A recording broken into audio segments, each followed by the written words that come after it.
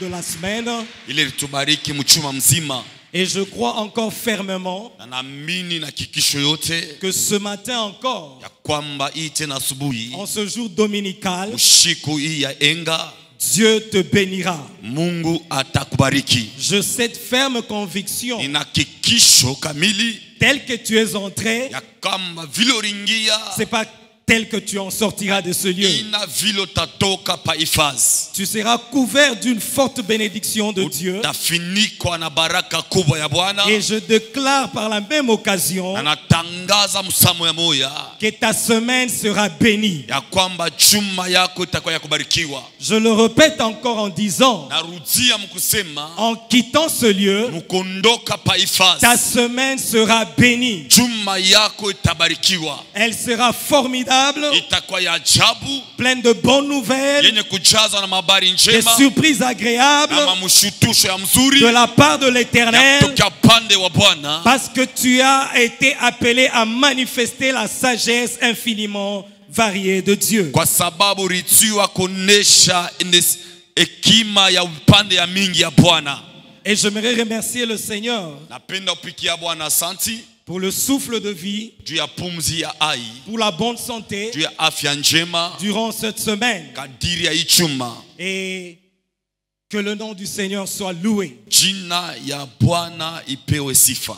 J'aimerais aussi remercier papa et maman Napenda kupikia asanti baba na mama pour cette opportunité qu'ils m'ont donnée. kwa ibahati walinipatia. Et pour moi, c'est vraiment une source de Na bénédiction. kwangu ni chemchemu ya baraka. Et je m'attends à Dieu Na ninaongolea kwa Mungu qui puisse nous réconforter yeye atupe nguvu et nous consoler encore. na atufariji tena. Et nous ne cesserons de dire Hatutachoka kusema en faveur de papa et de maman upande wa baba na mama que votre Dieu ya kwamba Mungu wenu vous garde, amichunge, vous protège, amilinde, vous sécurise, amikinge, vous accorde une longue vie, amipatie maisha marefu, parce que nous avons besoin de vous voir kwa encore. sababu tunahitaji kumiona tena. Et pas seulement vous voir, Hapana tu kumiona, mais aussi vous écouter. tena kuwashikia, Parce qu'en vous, kwa sababu ndani nous yenu croyons tunaamini que Dieu a placé ya kwamba Mungu aliweka un dépôt hazina de bénédictions ya mabaraka nous concernant. ile iko yetu. Et notre prière Na ombi letu est que le Dieu que vous servez sema Mungu mnatumikia vous garde encore. amichunge tena. J'aimerais aussi remercier par là des personnes formidables, Napendelea tena kupikia asante watu wa ajabu, nos anciens wazee wetu et leurs épouses, les diaconesses, na wake wao wa shemashi, pour le travail formidable qu'ils abattent autour de papa. kwa kazi ya mzuri wanafanya ngambo ya baba. Et notre prière Na maombi yetu est que le Dieu de notre Père, Mungu wa baba yetu qui vous a attiré à ce côté, ule alimikokota pembeni yake, vous garde, amikinge, vous sécurise, amilinde, vous accorde ce dont vous aviez besoin, amipatie ile mnahitaji afin que vous prospérez kwa ajili mustawi dans la mission qu'il vous a accordée ndani ya mjumbe alimipatia à côté de papa. pembeni ya baba. Est-ce qu'ensemble avec l'Église, est-ce qu'on peut acclamer pour encourager et honorer ces hommes de Dieu?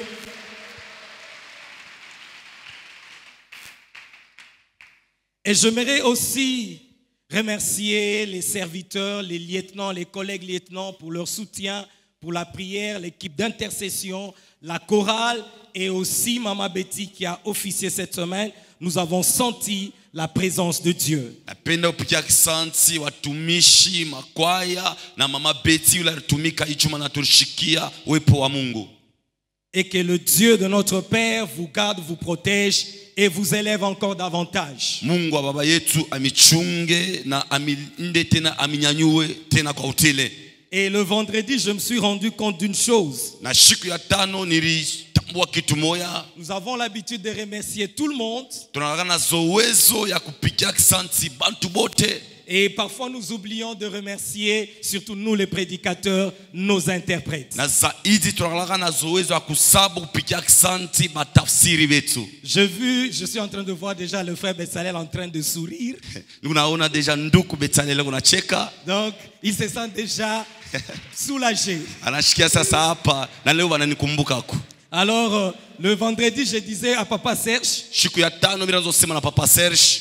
j'oublie toujours de te remercier Na sabwaka zaidi kupikia kisanti. pour le travail efficace Juu ya kazi ya nguvu que tu as fait avec moi le long de la semaine. ile ulifanya pamoja na mie kadiri ya Et nous avons chuma. été deux prédicateurs. Na tulikuwa bahubiri bawili. Moi, j'ai prêché en français Mimi nilihubiri mu français et toi, tu as prêché en swahili. na wewe ulihubiri mu Kiswahili. Alors, je lui ai dit, bon, je te remercie même entre nous deux. Ninasema kupikia kisanti hata kwa shiba wili Ne m'en tiens pas rigueur. lakini ushinishiriki. Alors, aujourd'hui, j'ai voulu le faire aussi dans la salle. Leo nilipenda kuifanya mbele ya bantu. Remercier Papa Serge qui n'est pas avec nous Kupikia kisanti Papa Serge ashena pamoja na pour le shie. travail excellent qu'il a fait au milieu de nous. Juu ya kazi ya mzuri alifanya katikati Et yetu. aujourd'hui, je veux remercier aussi le frère Betsalel. Na leo nitapikia kisanti ndugu Betsalel.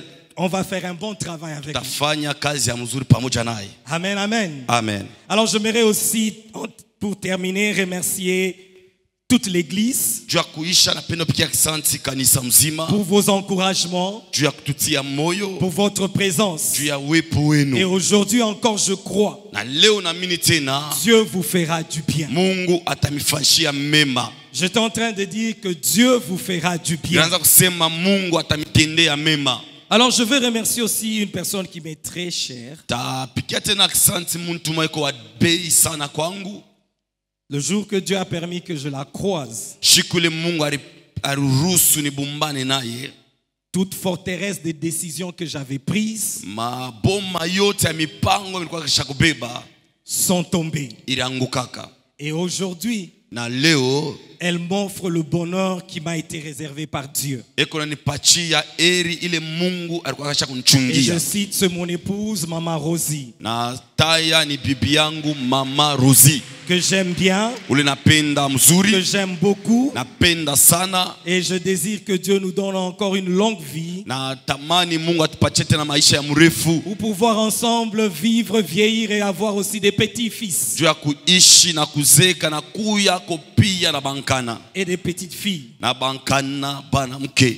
Amen, amen. Amen. Et je crois que Dieu le fera. Naamini Mungu ataifanya. Alors, depuis le mercredi, Tokea siku ya tatu nous avons commencé à développer un sujet. tunaanza kusemezea juu ya kishina moya. Et ce sujet, nous l'avons tiré à partir de l'intervention de l'homme de Dieu, le prophète Seba. Na ile kishina tuliitosha kupitia kazi ya mtumishi Prophet Seba Et alifanya. nous avons compris que c'était un message prophétique pour l'église. Na tulielewa ya kwamba ni mchumbe ya unabii juu ya kanisa. Et quand Dieu nous a pointé du doigt pour travailler, Na wakati Mungu alitushonta kilolo cha kutumika, cherchant la direction, tafuta ongozaji. mais le Seigneur nous a ramenés à ce message. Na Bwana alitulurisha kuile mahubiri. Et dès lors, Na tokea pale le Seigneur nous a donné un sujet excellent, Bwana alitupatia kishina kia mzuri, un sujet puissant, kishina kia uwezo. par lequel nous avons commencé à développer depuis mercredi. Kupitia pale tunaanza kusemezea tokea siku ya tatu ya juma. Et aujourd'hui, par la grâce du Seigneur, Na leo kupitia neema ya Bwana nous allons conclure. tutamaliza Et je sais que tu seras béni. na najua utabarikiwa. Et les sujets dont on développe le long de la semaine, Na kishina kile tunasemeza kadiri ya nous juma l'avons intitulé comme suite: tulikiita kama hivi: l'Église, kanisa une source de vie. chemuchemu ya uzima. L'Église, Kanisa une source de vie. chemuchemu moya ya uzima. Alors avant que je tombe sur le point que je veux vouloir développer aujourd'hui, Kabla niangukie pa kishina kile nitasemezea leo, permettez-moi que nous nous mettions tous au même diapason. muniruhusu shibote turudie mwatua moya. Alors je vais essayer un peu de faire une récapitulation Mitapima kurudia ko kiloko de choses qu'on a eu à parler le long de la semaine. juu ya bintu tulisemezea kadiri ya juma. Mais je commencerai par vendredi Na mitanzia pa siku ya tano et je vais terminer par mercredi. na mitaishia pa siku ya tatu. Le vendredi, Siku ya tatu ya juma nous ya avons tano, parlé des choses qui font que le peuple ou bien l'Église n'arrive pas à manifester la sagesse infiniment variée de Dieu. tulisemeza juu ya bintu biko nafanya kanisa ifike mukipimo kya kuonekanisha ile hekima ya Mungu yenye kuachana mipande mingi. Et de ce point, Na kuile manukta nous avons dégagé 2 sous-points tulitosha manukta mbili ya kiloko sur lesquels nous avons travaillé, juu ya ile tulitumika, nous avons prié, tuliomba, on a parlé là-dessus tulisemeza juu pour que chacun de nous comprenne. kwa ajili kila mtu wetu aelewe Si ces choses se manifestent dans leur vie, kama vile bitu biko naonekana maisha yabo, il sera impossible pour lui, haitawezekana kwake, il sera impossible pour nous haitawezekana kwetu de vivre la sagesse infiniment variée de Dieu. ya kuishi hekima ya maina ya mingi yene kuachana vipande mingi. Et le premier point, Na nukta ya kwanza c'était la désobéissance. ilikuwa kutokutii, Et nous avons défini la désobéissance comme étant na tulifasiria kutokutii comme un refus volontaire kama kukatala kwa kutaka de s'aligner derrière ya kulipanga kumkongo les prescriptions, ya magizo les instructions ya maagizo de Dieu. ya Mungu.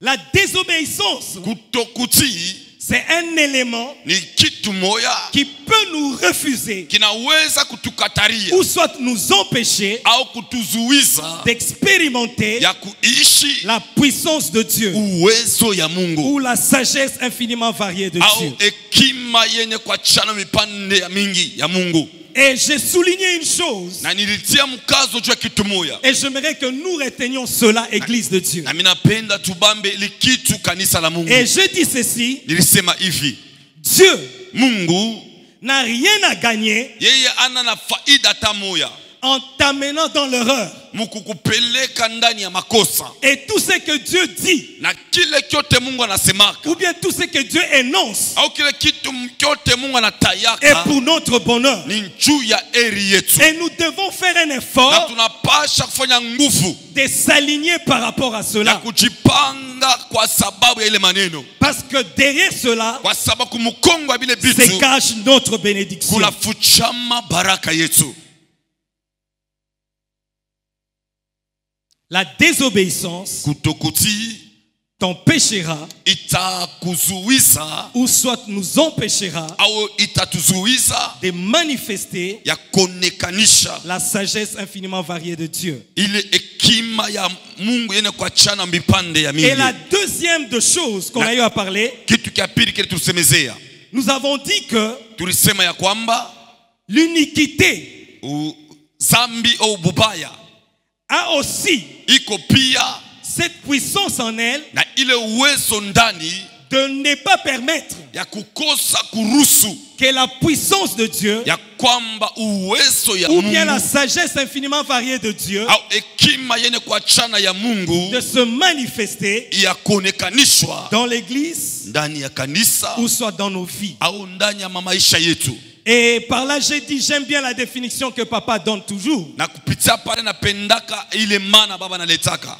Papa dit souvent que l'iniquité, Baba nasemaka zaidi iniquité c'est un défaut lié à la fabrication. ni kosa yene kuambatana na kutokea mwanzo. Et nous avons montré que Na tulisema hivi par le passage de David, pitia mstari ya Daudi qui dit ceci, inasema hivi, né dans l'iniquité, kuzalika ndani ya iniquité et ma mère m'a conçu dans le péché. na mama yangu alinitunga ndani ya zambi. Et j'ai dit que c'est tout défaut Nilisema ubaya wote qui est lié à notre vie, yene kungana kwa maisha yetu de notre conception, tokea pale mimba yetu ingia, de notre naissance, tokea kuzalika kwetu, de les jours où nous sommes venus au monde. tokea shiku tulikuya kudunia. Et ces défauts, Na ile ubaya quand on est parfois, ça ne se manifeste pas.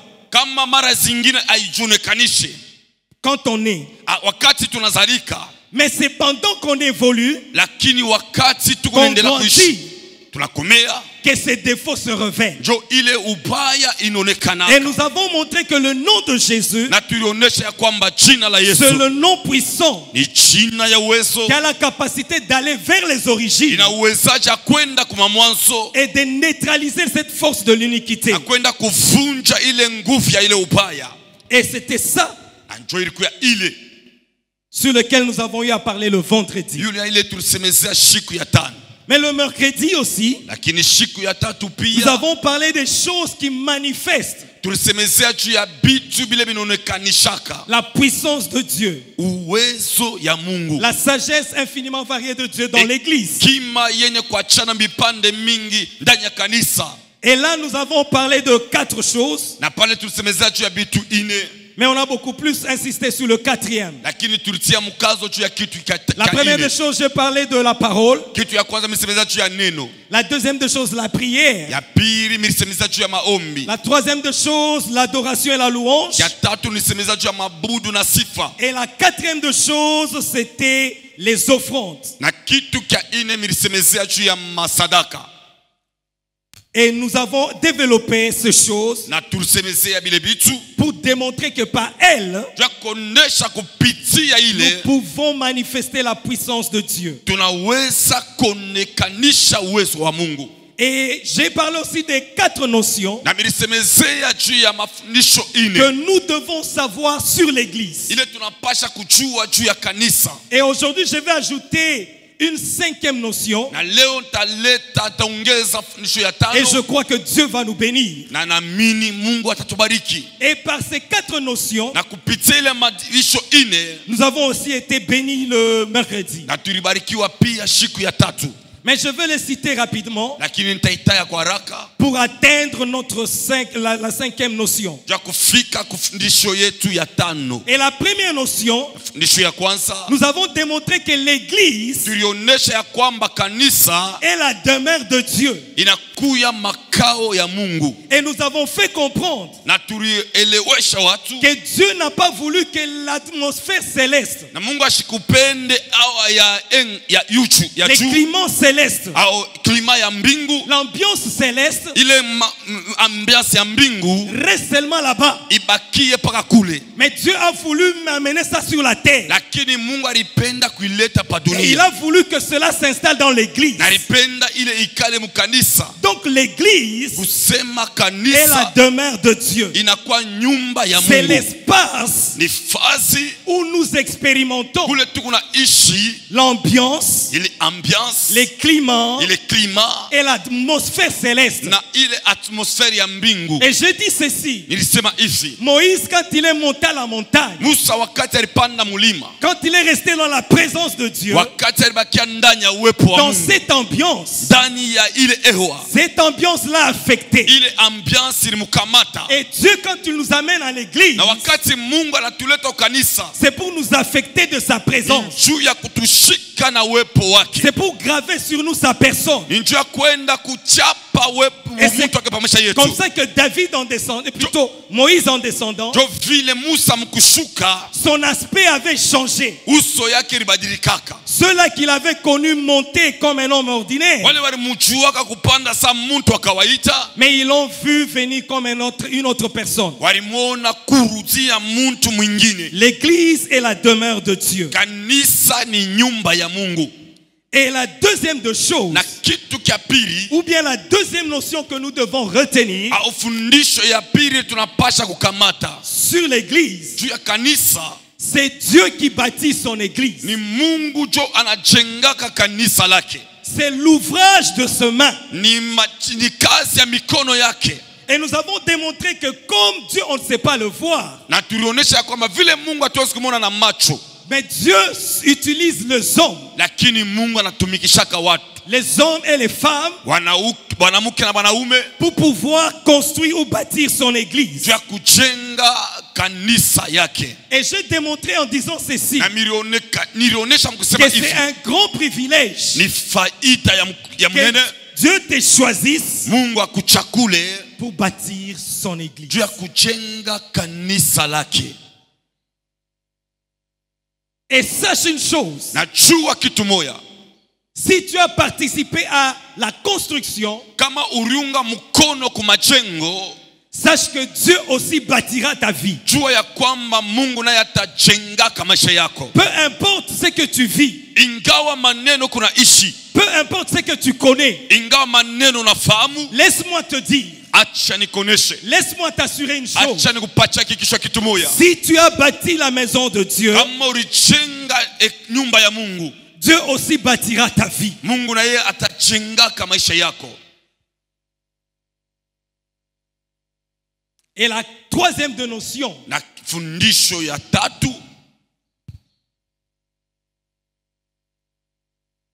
j'ai dit nilisema que Dieu bâtit son église sur une et une seule personne. na sema Mungu anajengaka kanisa tu juu ya mtu na mtu tu mmoja. Dieu ne bâtit pas son église sur plusieurs personnes. Mungu ashijengake kanisa lake yule ya bantu ba mingi. Mais Dieu bâtit son église sur une et une seule personne. Lakini Mungu anajengaka kanisa yake yule ya mtu na mtu tu mmoja. Et j'ai démontré cela, Na milionesha ile maneno que Jésus en disant, ya kusema Yesu mkusema tu y es Céphas wewe uko Sefasu ou Képhas. au Kefas, Et sur toi Képhas, na yule yawe Kefas je bâtirai mon église. tajengaka kanisa Et langu. nous comprenons Na tunaelewa Jésus qui introduit une notion très forte Yesu analeta fundisho ya nguvu kabisa, et que chacun de nous devra retenir et comprendre na kila mtu anapaswa kushika na kuelewa que l'église est bâtie sur une et une seule ya personne. kwamba kanisa inajengewa yule ya mtu na mtu tu mmoja. Et je dis cette personne, Na nilisema ule mtu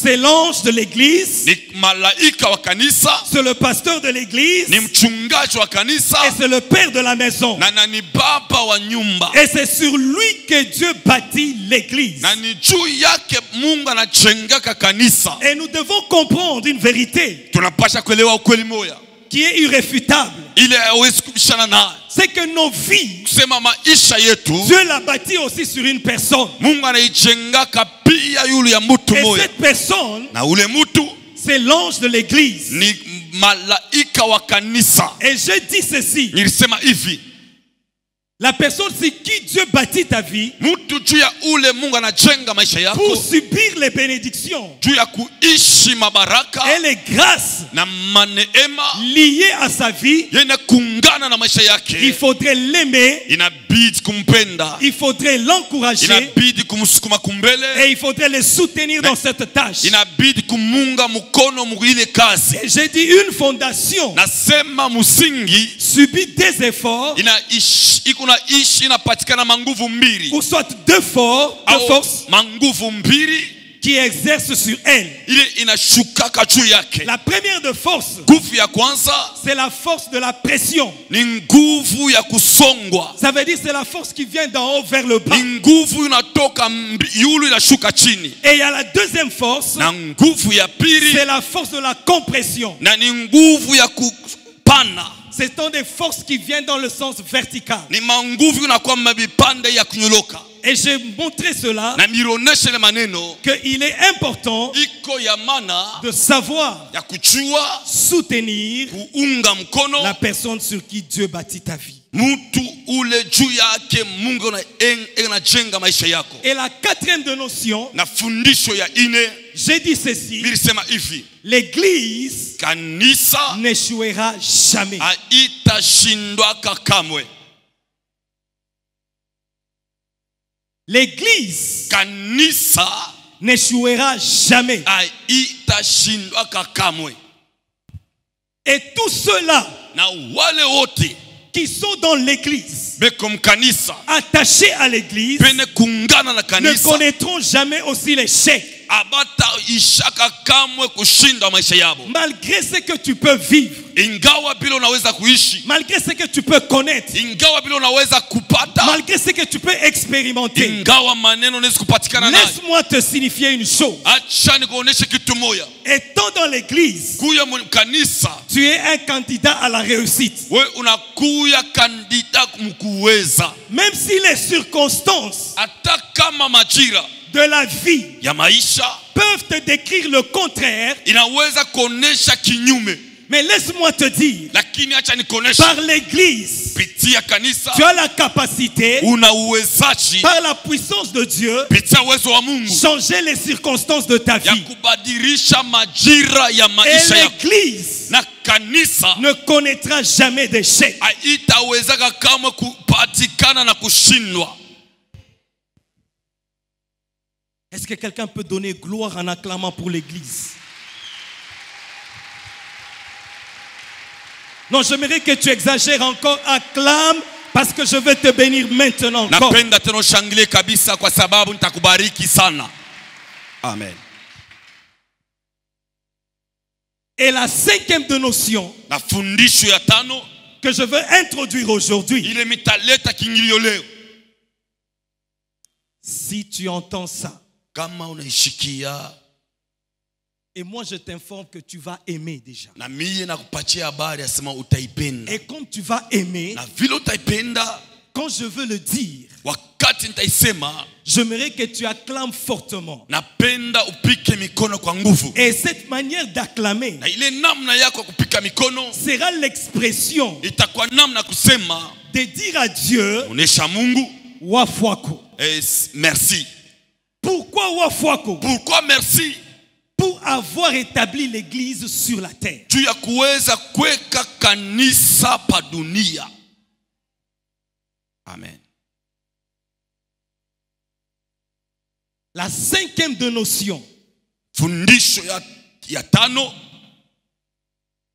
l'église. Kanisa. Oh, c'est formidable ça. Amen.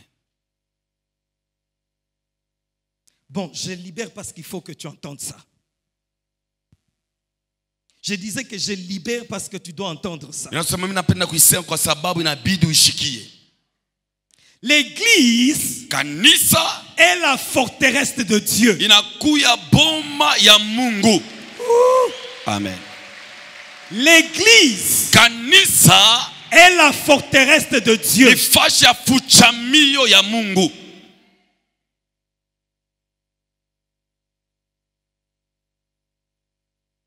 Une forteresse, c'est un bâtiment qu'on construit et on lui donne des capacités à résister.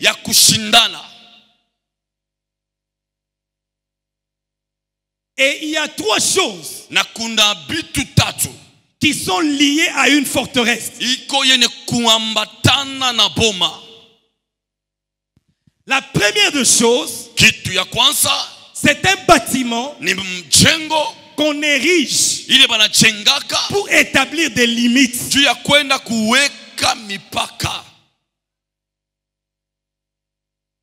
C'est un immeuble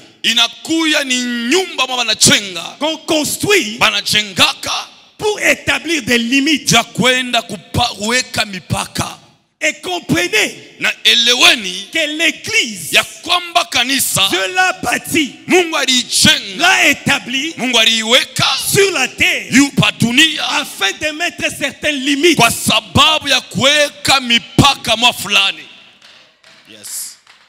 C'est pourquoi j'ai dit qu'il faudrait remercier le Seigneur pour avoir pensé à établir l'église sur la terre. Une forteresse a pour mission à établir des limites.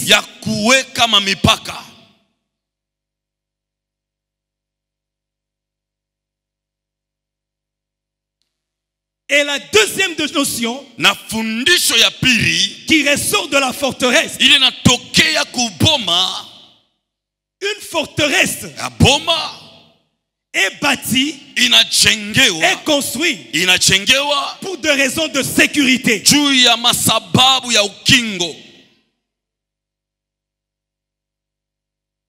Dans sa conception, on lui octroie des capacités à pouvoir résister à toute attaque extérieure.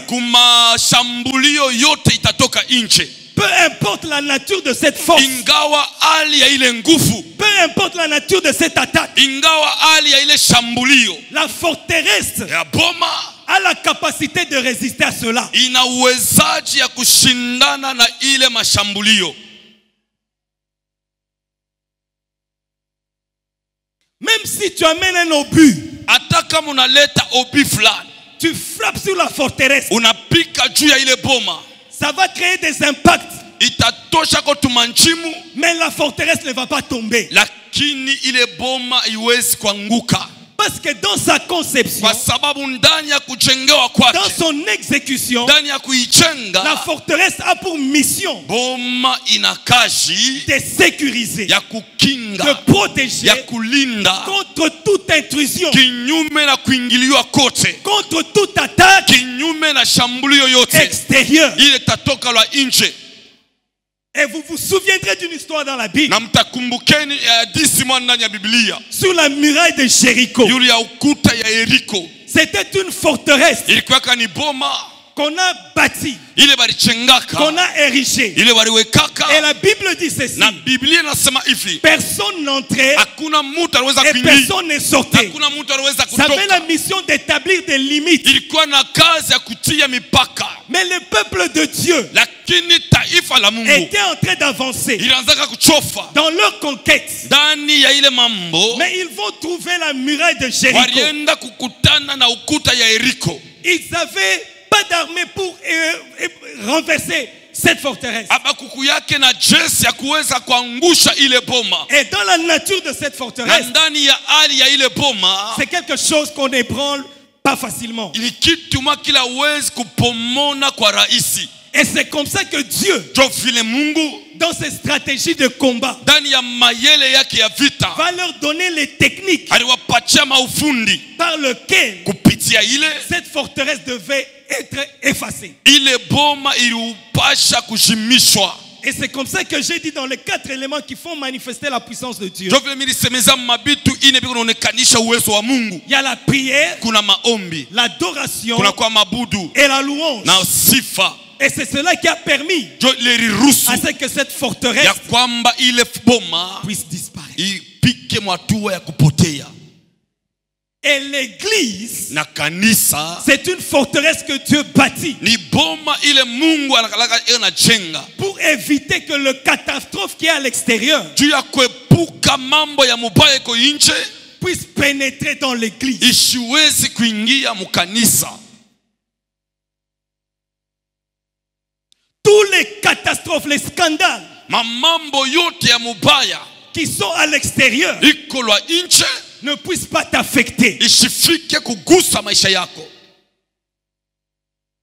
Et c'est comme ce que Donald Trump est en train de faire. Ni kama vile Donald Trump eko nafanya, Il est en train de se battre pour ériger un mur eko nenda kukombana juu aweke kibumbashi entre le Mexique et son pays. katikati ya Mexique na nchi yake, Parce qu'il s'est dit qu'il y a un danger kwa sababu eko nasema kuko hatari qui veut franchir dans ma nation. inapenda kuingia ndani ya nchi yangu. Et l'église, Na kanisa Dieu l'établit Mungu anawekaka pour nous sécuriser, juu ya kutukinga, pour nous protéger juu ya kutulinda de toute attaque ya extérieure. mashambulio yote ya Et nchi. laissez-moi vous dire, Na acheni en nionyeshe dehors de l'église, nje ya il y a le kanisa danger. kuko hatari, Mais dans l'église, lakini il y a mukanisa la protection, muko il y a la ukingo, sécurité. muko ukingo. Aimons l'église, Pendeni car kanisa c'est l'endroit de notre kwa sécurité, sababu ni fasi yetu ya c'est ukingo, l'endroit de notre ni protection. fasi yetu ya ulinzi.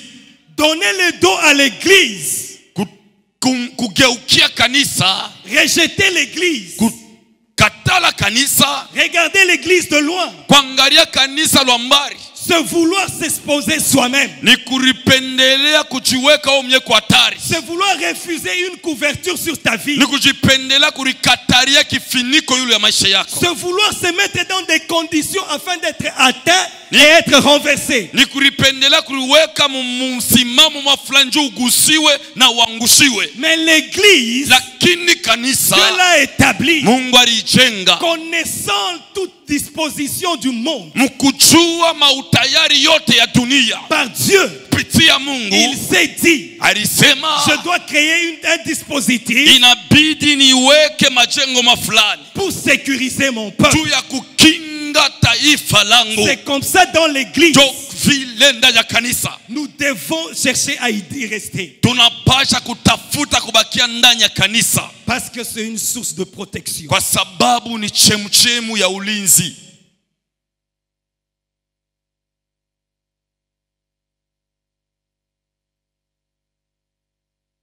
Et la troisième de notion, Na fundisho ya tatu, l'église, plutôt une forteresse, boma a pour raison iko na sababu yake ou mission au kazi d'assurer la paix ya kuhakikishia amani et le repos na mapumziko à tous ceux qui l'occupent. kubale bote beko bakaaji.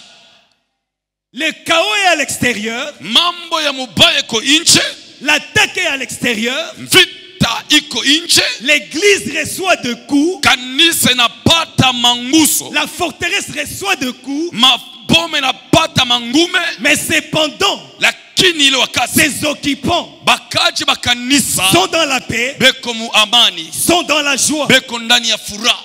La forteresse Ya boma a pour mission iko na kazi de nous assurer ya kutuhakikishia la paix amani et le repos. na mapumziko.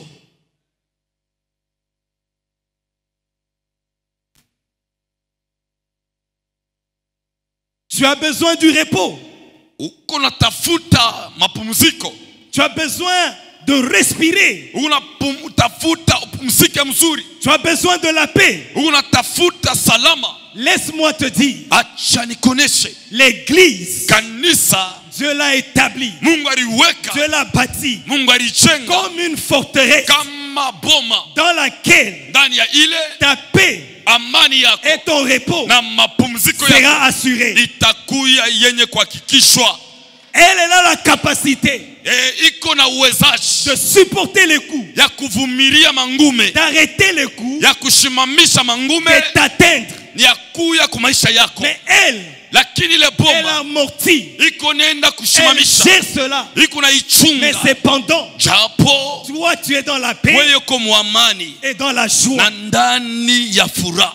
Et c'est pourquoi il a dit, Ndio kwa maana alisema les portes, milango, les décisions, mamipango, les complots matengenezo de la mort ya kifo ne prévaudront point contre elle. haiwezi kutawala juu yayo, Parce qu'elle a la kwa capacité sababu ina uwezaji de résister ya kushindana et de triompher na kutawala sur les séjours de mort. yulu ya adezi. Mais cependant, Japo muli wakati dans l'église ndani ya ou dans kanisa la forteresse, au ndani ya boma, le peuple vit ou séjourne dans la vie. Le peuple taifa séjourne iko naishi dans la vie. ndani ya maisha. Et si nous lisons Na tukisome Genèse chapitre 6, Mwanzo sura yake ya 6, l'histoire de l'arche de Noé, hadisi ya safina ya Noa. Dieu va voir un danger Mungu aliona hatari et il devra protéger son peuple. na alipendelea kukinga au kulinda taifa lake, Et il va se révéler à Noé. na kajifunua kwa Noa. Et Noé en hébreu Na Noa mukiebrania veut dire repos. maana yake pumziko, Pour assurer le repos à son peuple, juu ya kuleta mapumziko taifa yake. il va dire à Noé, Akamonesha Noa, bâtis-moi un bâtiment, unichengeye majengo mafulani, construis l'arche, jenga safina, parce qu'il y a un danger qui est en train de venir. kwa sababu kuna hatari moja Il y kunakuya, a quelque chose qui va surgir kuna kitu moja kitatokelea dans le jour à venir. mashiku iko nakuya. Mais je me dois protéger ceux qui m'appartiennent. Lakini nina mapasha ya kulinda bale beko bangu, Je me dois sécuriser ceux qui sont en moi. nina mapasha ya kulinda bale beko bangu. Alors bâtis l'arche, Sasa jenga sanduku, construis l'arche jenga safina, pour amener ces peuples à la sécurité. juu ya kupeleka ile taifa kukingo, Pour établir des limites à ce peuple. juu ya kwenda kuweka mipaka kuile taifa. Parce qu'il y a quelque chose qui va arriver. Kwa sababu kuna kitu moja La kitafika. destruction va venir. Uharibifu itafika. Mais je dois protéger mon peuple. Lakini inabidi nikinge taifa langu. Et Noé va bâtir l'arche. Na Noa akajenga safina. Nous devons comprendre une chose. Tunapasha kuelewa kitu moja. L'église Kanisa est une source de salut. ni chemchemu ya okovu. L'église Kanisa est une source iko chemchemu du salut. ya okovu. Et le mot salut Na ile tamko okovu veut simplement dire inapenda tu kusemea tirer du danger. kutoshwa ndani ya hatari. Dieu, en établissant l'église, Mungu mkutia kanisa il a vu un danger. alionaka hatari Et il a voulu na alipendelea retirer ceux qui lui appartiennent kukokota bale beko bake de ce danger ndani ya ile hatari pour le mettre à l'abri. juu ya kubaweka pembeni. Je me souviens très bien de mon témoignage. Nakumbuka mzuri habari yangu. J'étais quelqu'un de trop maladif. Nilikuwa kama mtu wa mamalari sana. Et à cette époque, Na mwile wakati l'hôpital médical qui est en face de Hypnose. hospitali medikali karibu ngambo ya Hypnose. À l'époque, c'était le magasin de Renault. Na wakati ilikuwa ngambo ya magazeli Renault. J'étais connu à cet hôpital. Kuile hopitalo balinijuwaka. Pourquoi? Pour mes fréquentations à cet hôpital. Jua nini mirianza kwenda zaidi kuile hopitalo. Je faisais 14 jours Mirianza kufanya 14 jours de perfusion. ya kunyeka mai. Et après Na kisha que je quitte l'hôpital, kutoka mwile hopitalo on pouvait se dire ouf, barezo sema tunapumzika. enfin il sera en bonne santé. Hapa sasa atakuwa na afya mzuri. Une semaine après, Juma tu moya kisha je rechute encore. mimi naanguka tena. Pas pour 2 jours, Hapana juu ya mashiku mbili, mais pour 14 jours encore. lakini juu ya mashiku 14 tena. Et cela se répétait toujours. Na ile ranza rudia sana. Et cela même a eu des implications sur mes études. Na ile ilijingisha hata ndani ya masomo yangu. Je faisais 2 semaines à l'hôpital Nilianza kufanya mashiku wiki mbili kwa hopitalo et 1 semaine à l'extérieur de l'hôpital. na wiki mwa nje ya hopitalo. Après cette semaine-là, Kisha ile chuma je me dois encore rentrer à l'hôpital ninapasha tena kurudia kwa hopitalo pour 2 autres semaines. juu ya mawiki tena mbili Et tena. c'était un cycle Na ilikuya mambo ya rudia qui ne s'arrêtait pas, haikuanzake qui kushimama, continuait. iraanza kuendelea Et ça devenait même fatigant. na iraanzaka kuchokesha. Je suis devenu un poids Ilikuya uzito pour mes parents. ku bazazi yangu Et tous les efforts se concentraient sur moi. na manguvu yote iraanza kushimamia paka juu yangu. Et pour des raisons de service. Na juu ya masababu ya kazi. En fait, mon père était directeur à l'Institut Kilima vers la Kamalondo. Baba yangu alikuwa ka directeur kule Institut Kilima kule ngamba Kamalondo. Quand il a arrêté, ses affaires fonctionnaient très bien en Mbujimayi. Wakati alishimamisha makazi yake yanatumika mzuri Il s'est kumbujimayi. décidé qu'on aille en Mbujimayi. Alibeba mpango twende kumbujimayi. Et là, ça s'est encore empiré. Na kule biliongezeka tena. Une semaine, je suis malade. Juma moja niko malari. L'autre semaine, je suis à la maison. Juma ingine niko kunyumba. Une semaine à l'hôpital. Juma ingine kwa hopitalo. Et ça s'est succédé comme ça. Na biranzaka kurudia paka vile. Et Dieu, dans son amour, Na Mungu ndani ya upendo wake il s'est dit que je ne peux pas laisser alisema siwezi kuacha cette personne comme ça. huyu mtu mwile ali. Il finira par mourir. Atafika Il y mkukufa. a un danger qui les guette. Kuna hatari mwa kuna mchunga. Et je vous informe, Na namipachi habari. à l'époque, mon père était même pasteur en Zambé Malam. Mwile wakati baba yangu alikuwa pastor Mzambe Malamu.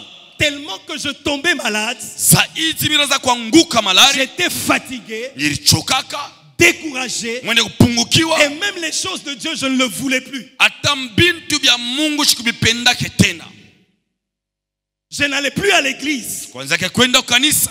je me disais, quelle est la raison de vivre? Nilianza kusema sababu ya kuishi ni nini? Pourquoi je veux vivre dans des conditions pareilles? Jua nini mitaishi ndani ya hii kanuni Et je mahali? refusais de commencer à fréquenter l'église. Nilikatala kwanza kwenda kukanisa. J'ai compris qu'il y a certaines situations Nilielewa ya kwamba kuna maneno ingine que le diable crée dans nos vies shetani anaumaka maisha yetu et il le fait persister na kalaki unaijamisha pour nous décourager juu ya kutupunguza et nous déconnecter na kutuchomona de la source de vie. kuchemuchemu ya uzima. Et j'aimerais te dire, Napendela kuonesha malgré toute situation, ingawa mambo yoyote, malgré tout problème ingawa mambo que tu yoyote peux connaître, ile unaweza la kuishi, seule solution, jibu mumoya c'est l'église. ni kanisa. Mais en dehors de l'église, Nje ya tu kanisa signes ton arrêt de mort. utanguka, utakufa. Et j'étais en train de signer mon arrêt de mort. Na miranza kupika saini juu ya kifo kyangu. Je commençais à refuser d'aller à l'église. Miranza kukatala kwenda kanisa. Mais Dieu dans son amour, Lakini Mungu ndani ya mapendo yake, un cousin à moi, cousin moya wangu venant de Lubumbashi, kutoka Kulumbashi est venu et passé à la maison. alikuya anapita kunyumba. Ma mère, elle lui a dit, Mama yangu alimuonesha, conseille ton frère. shauria ndugu yako, S'il y a moyen, kama kuna namna commence à le tirer vers l'église. wanza kumkokota kwa kwenda kanisa, Parce qu'il ne veut plus de choses de Dieu. kwa sababu ashipende tena maneno ya Mungu. Bien-aimé, Wapendwa, en dehors de l'église, nje ya kanisa il y a des gens qui souffrent. kuko bantu beko nateswa, Il y a des Amen. gens qui peinent. kuko bantu beko nateseka, Et Dieu est en train de te préparer. na Mungu eko na kutayarisha, Et Dieu t'a même préparé. na Mungu alikutayarisha. Papa nous a parlé sur Baba l'évangélisation. tusemezaji wa kuhubiri habari njema. Regarde très bien autour de toi. Tazama mzuri pembeni yako, Il y a quelqu'un qui est guetté par le danger. kuna mtu moya anashambuliwa na hatari. Il y a quelqu'un qui est en train de subir la frappe du diable. Kuko mtu moya kunapatikana na mapiko ya shetani, Mais tu es la personne lakini uko mtu que Dieu a établie ule Mungu aliweka pour les tirer du danger. juu ya kumkokota ndani ya hatari. Ce n'est pas compliqué. Aina ya mvuruko, Même ces cousins-là, hata ule cousin il a la parole de Dieu. eko na neno la Mungu. Il ne m'a pas offert la Bible. Akunifungulia Biblia, Il m'a dit seulement, ainyoresha tu est-ce que c'est dimanche? eti ishiku ya Mungu Tu peux m'accompagner unaweza kunisindikiza là où j'ai pris. kule miko naomba. Si tu connais quelqu'un qui souffre, Kama unajua mtu mweko na si teso, tu connais quelqu'un qui peine, kama unajua mtu mweko na sumbuka, si tu connais quelqu'un qui patauge dans le mal, huku mna mtu mweko ni bila ndani ya mabaya, dans le péché, ndani ya zambi, invite-les. umwite. Dieu, Mungu connaissant le cœur de tout un chacun de nous, mkujua roho ya kila mmoja wetu, trouvera l'élément pour le captiver et le garder atapataka kintu kya kumshika na kumchunga dans l'église. ndani ya kanisa. Et quand il m'a dit cela, Na wakati alinyorosha ile maneno, j'ai été trop hésitant. nilikuwa nilishita sana, Mais il m'a dit seulement, lakini alinyorosha hivi, après toi le matin, ujitayarisha asubuhi. il a demandé même à ma mère Alimulomba tamam qu'on me force baniweke d'être baniforce prêt les dimanches. nikuwe tayari asubuhi, Il viendra me prendre. atakuwa kunibeba. J'ai traîné, Mirianza kushindana, mais fin de fin, mwisho ya yote il est venu. alikuya, Il était patient. alikuwa Il mvumilivu, a attendu jusqu'à ce que je sois prêt. alichunga paka pale nikuya tayari, Et il m'a amené na alinipeleka à l'église. kukanisa. Et c'est ce jour-là que je dis toujours Na jo ile siku nasemaka zaidi, que Dieu m'a connecté à papa. Mungu jo ile siku alinichomekaka kwa baba. Ils avaient un séminaire en Bushmaï. Balikuwa na seminari kule kumujimai, Et c'était très fort dans l'église. na ilikuwa ya nguvu mukanisa. Vous-même, vous savez comment notre Père prêche. C'était très fort. Ilikuwa ya ajabu. Les gens qui criaient, Watu wanaanza kulalamika, les gens qui sautaient. watu wanaanza kuruka. Je me demandais, mais qu'est-ce qui se passe? Mimi naanza kuuliza ni nini kunapitikana. Papa était en train de prêcher. Baba anaanza kuhubiri. Le message était très fort. mchumbe alikuwa ya nguvu. Je l'ai vu comment il était transpirant. Nilimwona vile anaanza kutoka Yesu. Et même après sa prédication, il est allé changer la chemise. Il est revenu encore dans la salle. Atakisha kuhubiri anaenda kubadilisha chemise na anarudia Et mchumba. de ces jours-là, Na tokea ile siku. j'ai dit dès ces jours-là, Nasema tokea ile siku. je suis resté dans cette église. Nilibakiaka ndani ya ile kanisa. Et dès ce jour-là, Na tokea ile siku. toute maladie Malari qui s'est yote présentée dans ma vie ilikuwa maisha yangu. s'est arrêtée. Ilishimamaka. Et je peux vous dire, Naweza je kumnyoresha. fais 15 ans, Nilifanya miaka 15. peut-être même plus de 15 ans, Na zingine kushindia miaka pour 15. que je reçoive une perfusion. Tunipate kipompa. Mais l'église Lakini kanisa est venue me sauver. ilikuya Et kunyokoa ce danger qui me guettait, muile hatari kwa pembeni. cette maladie qui me dérangeait, Ile magonjwa yanaanza kunizuru. moi qui étais devenu un candidat Mimi nilikuya kandida aux hôpitaux, kuma hopitalo. on me connaissait. Balinichuaka. Et on savait que quand on me voit, Na balijua kama bananyona, ils connaissent ce qu'il faut pour moi. banajua huyu ni dawa fulani ya kumupa. Même sans examen, Hata bila bafanya examen. ma présence signifiait beaucoup de choses. Wepo wangu balijua deja bya kunipa.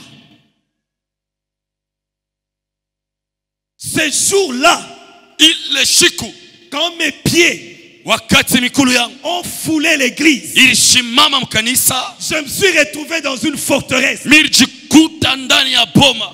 Tous les attaques Mashambulio de yote l'extérieur lwa ya nje ont trouvé leurs limites. ilipata mipaka yake. Laisse-moi te dire, Acha nikoneshe à toute chose, kukitu yote il y a des limites.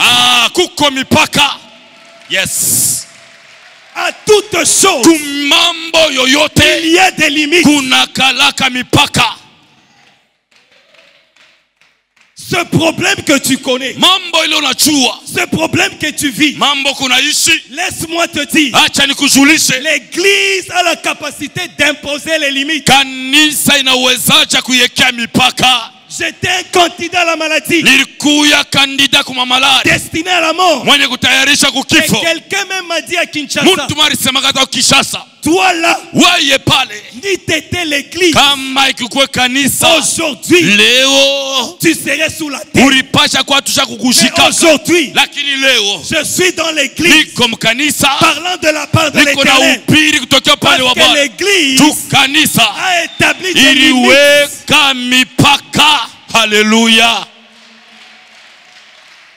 Yes. Tous les flèches Mishale yote des maladies ya malari qui pouvaient me frapper, iliweza qui kunipika, pouvaient me guetter iliweza kunishambulia. chaque semaine, Hii chuma chaque moment, kila wakati l'église s'est levée kanisa na ushimama comme une forteresse. kama boma, Elle a reçu de coups, ilipata mangume, elle a reçu de flèches. ilipata Et mishale. moi à l'intérieur, Mie ndani ya je suis en kanisa bonne santé. niko muafya njema, Réjouissons, niko na réjouissons, furahi, c'est réjouissant niko na furahi de la bonne santé. ya afya C'est njema, réjouissant de mukufurahia la bonne santé. ya afya njema, Étant dans la joie, mukuya mfuraha. parce que l'église Tu kanisa s'est construite ilishimama en forteresse mupoma sur ma vie. juu ya maisha yangu. Esko naweza kupikia kwa Mungu mikono juu aliweka kanisa pa dunia? Est-ce que tu peux acclamer, tu peux pousser des cris de joie, tu peux dire merci à Dieu. Père, merci pour l'église. Merci d'avoir établi l'église. L'église a mis des limites. Malare iweza kunichofea. Buloji hawezi kunyua. Baloji batashimama. Kanisa itanipikia vita. Ah. Hallelujah. L'église, Kanisa. Oh yes. c'est une forteresse. Ini boma. Elle a mis des limites. Kanisa iliweka mipaka.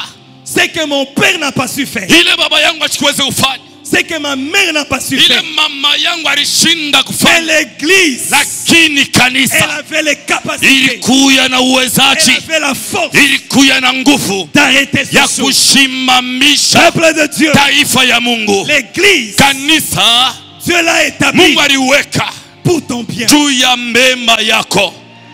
Oui.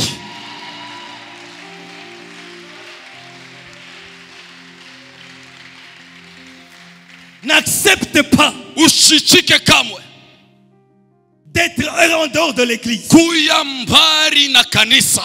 Tu t'exposes. Ukunawenda kujiweka. Tu te mets dans les postures Ukunenda kuriweka mumusimamo pour être écrasé juu ya kuweza kupondwa et être détruit. na kuharibishwa. Mais cependant, Chapo mule wakati Dieu a vu un danger. Mungu aliona hatari. Il a érigé l'église. Mungu alipanga, alijenga kanisa. L'église, Kanisa c'est une forteresse. ni boma. Et aujourd'hui, Na leo tomber malade, kuanguka mu malari c'est seulement si je me mets dans de mauvaises conditions. ni kama minajiweka mu musimamo ya mbaya. Mais l'église elle-même, Lakini kanisa yonyewe elle a déjà arrêté tout pour isha kushimamishaka yote juu yangu.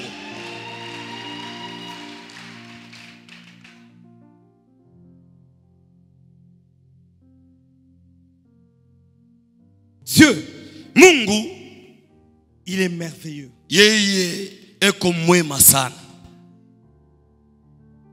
Vous savez, dans l'arche, Mnajua ndani ya safina, l'arche de Noé, safina il y a beaucoup de choses, kuna bitu mingi, mais je ne saurais pas parler de ça. lakini sitaweza kusemezea. Quand vous lisez Genèse chapitre 6, Wakati unasoma Mwanzo sura yake ya 6, vous verrez dans la description de l'arche, mtaona namna balisemezea safina. Dieu a donné des dimensions à tout, Mungu alileta mabipande mu maneno yote, mais sauf à la porte. lakini kutosha ko mulango. Il a établi Mungu aliweka des limites mipaka à tout, kumaneno yote, mais sauf à la porte. lakini kutosha ko mulango. Laisse-moi te dire, Acheni koneshe, l'église kanisa est la porte ni mulango que Dieu nous donne ile Mungu alipatia pour accéder cha kuingia dans notre repos. ndani ya mapumziko yetu. Amen.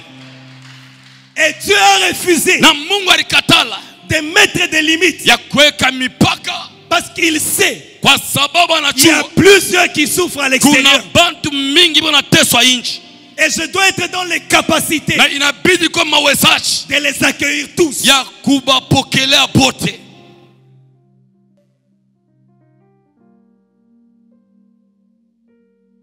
C'est là où j'aimerais dire une chose. Jo pale napendela kusema kitu moja, N'établissons pas des limites tushiweke mipaka au salut de gens.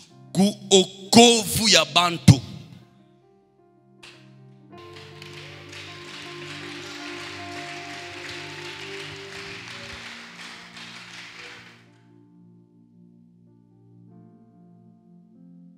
Ne dis pas que je ne peux pas prêcher celui-là.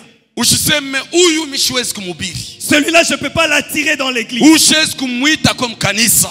C'est établir des limites à la porte. Ni kuweka mipaka pa mlango. C'est pendant que Dieu lui-même, Chapo Mungu peke yake qui bâtit toutes choses, ule anachengaka vitu yote, s'interdit lui-même de mettre des limites. ye mwenyewe anajikatalia kuweka mipaka. Mais pourquoi Chanjuu ya nini? toi et moi, We na mimi nous allons établir des limites aux portes? tutaweka mipaka pa mlango. Au travail, Kukazi il y a des gens kuko bantu que tu dois mener ici. bali unapasha kuleta hapa.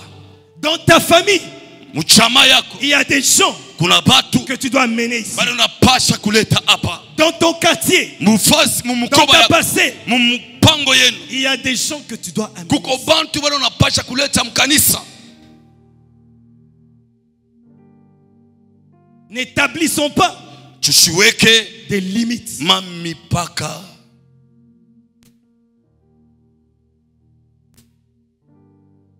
Et j'aimerais souligner encore une chose. Napenda kutia mkazo juu ya kitu moja, Que notre comportement ya kwamba namna yetu ya kuishi ne soit pas des limites ishikuye mamipaka pour que nous évangélisions notre entourage. ile tatushindisha kupashi kubiri mazingira yetu. Tu peux prêcher, Unaweza kubiri, Mais tu sais toi-même. lakini unajua wewe Ou mwenyewe bien tu entends quelqu'un dire. au unasikia mtu anasema Kama yeye anaingia mbingu na mimi tengi. si lui entre au ciel, moi aussi j'entrerai. Pourquoi? Tu as nini? Parce qu'il a remarqué quelque chose. Kwa sababu aliona kitu Qui moja n'est pas lié à l'église. kile akifanane na kanisa, Qui est du monde. kiko kya mdunia, Qui est dans ta vie. kiko ndani ya maisha yako. Faisons attention Tukebe ange d'établir kutia des limites mipaka à l'église. kukanisa. Dieu a donné toutes les dimensions. Mungu alileta matua yote, Mais à la porte, lakini kumlango il a refusé de donner. alikatala kuleta, Parce qu'il s'est dit, kwa sababu alisema je me dois accueillir tous ceux-là inabidi nipokele wale wote qui sont en danger. beko mwatari. Jean chapitre 10, Yohana sura ya 10 le verset 9. mstari wake wa La 9, parole dit ceci. Biblia inasema hivi, Je suis la porte. mimi ni mlango. Jésus dit que je suis la porte. Yesu anasema niko mlango. Et Matthieu 11, Na Mathayo le 11 verset 29. mstari wa 29 Il dit, anasema vous tous nini wote qui êtes fatigués, mwenye kuchoka, chargés, mwenye kulemewa, venez à moi. kucheni kwangu. Je suis la porte. Mimi ni mlango, Entrez chez moi. mwingie kwangu, Entrez chez moi. mwingie kwangu. Le danger vous guette. Hatari iko pembeni Vous avez yetu, été frappé. muripikiwa, Vous avez été dérangé. murizuiwa, Mais moi, je suis la porte. lakini mie ni kumlango. Venez à moi. Kucheni kwangu, Vous tous qui êtes fatigués, mwe bote musha kuchoka, chargés, mkuju je vous donnerai du repos. mipa mapumziko. Le repos Mapumziko est assuré iko ya kikisho à l'église. ndani ya kanisa. Jésus est la porte Yesu ni mlango, qui reçoit, ile inapokeaka, qui accueille, inapokeleaka, qui retient inakaleka na et chunga qui garde. na iko na chunga. Et j'aimerais te dire, Napenda kuonesha Jésus Yesu est celui ni yeule qui attend iko na chunga, te protéger, kukulinda, te sécuriser. kukukinga.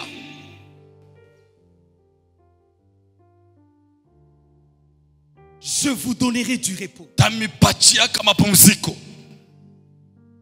Je vous donnerai du repos. mitamipatia mapumziko, Je vous donnerai du repos. tamipatia mapumziko, Je vous donnerai du repos. tamipatia mapumziko. Bien-aimés, Wapendwa, pour conclure, cha kumaliza, j'aimerais dire ceci. napenda kusema hivi, Fais tout. fanya inawezekana, Fais tout. fanya yote inawezekana, Fais tout. fanya ile yote inawezekana, Reste dans l'église. bakia mukanisa, Parce que Jésus kwa sababu Yesu est le repos véritable. yeye ni mapumziko ya kweli. Jésus Yesu est le repos yeye ni véritable. mapumziko ya kweli. Dehors, Nje il y a un danger. kuko hatari, En dehors de l'église, nje ya il y kanisa a un malheur qui peut te muna frapper. ole naweza kukukamata, Mais en Jésus, lakini ndani ya Yesu il va te couvrir. atakufinika. Si même une flèche te suit, Hata kama mshale kuna kufata, en Jésus, ndani ya Yesu cette flèche ne t'atteindra pas. ile mshale itafika kule huyu iko, Elle atteindra Jésus. itamupata Yesu, Parce que Jésus kwa sababu Yesu est une forteresse yeye ni boma, dans laquelle ndani ya ile nous trouvons notre repos. tunapata mapumziko yetu. Amen. Tu souffres Uko nateswa parce que tu veux sortir. kwa sababu unapenda kutoka. Tu souffres Unateswa parce que tu ne bénéficies pas de la protection. kwa sababu haufaidikie ukingo, Mais cependant, japo Dieu t'a déjà garanti cela. Mungu ashakukuhakikishia ile maneno. Et pourquoi refuser? Kwa nini sasa kukatala? Dans ce lieu Paifas qui est Jésus, ile inakuwa Yesu, qui est la sécurité, inakuwa ukingo, qui est la protection, inakuwa ulinzi, tu vas trouver ton repos. utapata mapumziko yako. Ne quitte pas. Usitoke, Ne donne pas le dos à l'église. ushigeuke ushikie mkongo Peu kanisa. importe les problèmes que tu vis, Ingawa mambo ile unapata, laisse-moi te rassurer. acha nikuhakikishie, Jésus est en train de préparer Yesu yuko anatayarisha une voie de solution pour toi. njia ya jibu juu yako. Laisse-moi te dire, Acha nikoneshe, dans l'église, mukanisa Dieu a déjà prévu Mungu acha kutayarisha une voie de solution pour toi. njia ya jibu juu yako. Moi qui se disais, Wewe unaweza kusema fini pour moi, kwangu kunaisha, il me sera impossible haitawezekani de retrouver ma santé. ya kupata afya yangu Il me tena, sera difficile haitawezekana de vivre la joie niishi furaha d'exister. ya kuishi. Mais cependant, Japo quelque part, vazi mmoja le Seigneur avait déjà prévu Bwana alikuwa kutayarisha une porte pour moi mulango juu yako, par lequel, pitia ile, dès que j'ai franchi, kama mimi natambuka, tout a changé sur ma mambo vie. yote ilibadilika maisha Et yangu. aujourd'hui, Na leo me voici mnitazame devant vous, mbele yenu, assumant des responsabilités dans l'église, ni unafanya kazi mkanisa, gardant de jeûne, munachunga biana, gardant de jeûne, mkuchunga biana, ce qui n'est pas facile ile na ya upesi de gérer les jeûnes. ya kuchunga biana, Mais Dieu connaissant, lakini Mungu alichuaka, Dieu connaissant Mungu mkuchua la mission attachée à ma vie, kazi ya et kuungana le maisha yangu diable aussi, na shetani, na connaissant la mission mkujua kazi attachée à ya ma vie, kuambata maisha yangu, il s'est décidé alichua de mpango me frapper ya kunipika et que je décide ma na mort nibebe abe kifo, pour que Dieu manque juu Mungu akose d'atteindre ce qu'il voulait. ya kufikia kuila alipendeleka pa maisha yangu. Mais Dieu, comme il est tout puissant, Mungu vile yeye ni mwenezi, comme il est fort, ile yeye ni wa nguvu, il a organisé le choses. alitengeneza Il maneno, a créé pour moi aussi aliumba pia juu yangu un espace, fazi mmoja, une place fazi moja dans lequel ndani ya ile je devais trouver mon repos. ilibidi nipate mo mapumziko yangu. L'église Kanisa est une forteresse ni boma pour ton repos. juu ya mapumziko yako. Et peuple de Dieu, Taifa la Mungu, comprenez une chose. eleweni kitu moja, En dehors de l'église, nje ya kanisa tu vas signer ton arrêt de mort. wewe utaenda kupika saini juu ya kufa kwako, Mais dans l'église, lakini mkanisa c'est une source de vie. ni chemchemu ya uzima. L'église, Kanisa c'est une source de vie. ni chemchemu ya uzima. L'église, Kanisa c'est une source de vie. ni chemchemu ya uzima. Recevez cette Pokeeni parole. hii neno.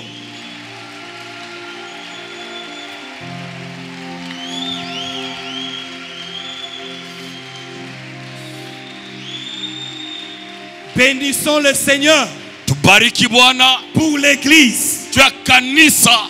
Remercions le Seigneur Pikia Bwana asante pour l'église. juu ya kanisa. Rendons grâce au Seigneur Tunurishe shukrani kwa Bwana pour l'église. juu ya kanisa. Disons merci à Dieu Tuseme wafako kwa pour Mungu l'église. juu ya kanisa. Réjouissons-nous Tufurahi pour l'église. kwa ajili ya kanisa. Apprécions Tufurahikie ce que Dieu fait vile Mungu anafanya par l'église ndani ya kanisa, dans nos vies maisha yetu, et aimons l'église. na tupende kanisa. Yes. Je vais inviter papa avant que nous poursuivions ce qu'on s'est dit qu'on va faire. Taita baba kabla tuendelee mwile tutafanya.